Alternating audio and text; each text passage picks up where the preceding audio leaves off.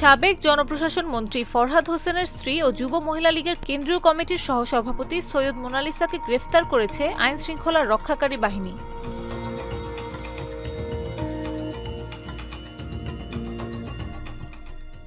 রোববার দিনগত রাতে ঢাকার ইস্কাটন রোডের একটি বাড়ি থেকে তাকে গ্রেফতার করা হয়। মেহেরপুর সদর থানার ভারপ্রাপ্ত কর্মকর্তা শেখ মেজবাউদ্দিন এ তথ্য নিশ্চিত করেছেন।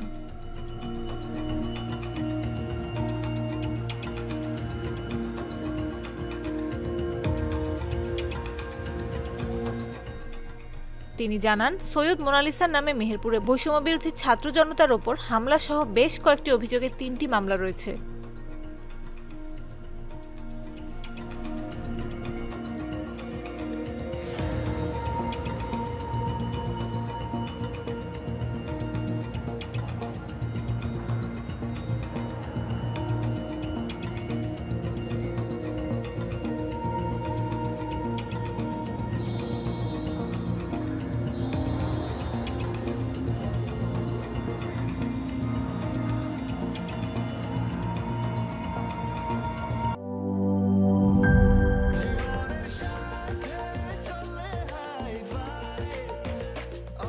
স্বাস্থ্যকর অল টাইম, সব সময় অল টাইম হেলদি লাইফ।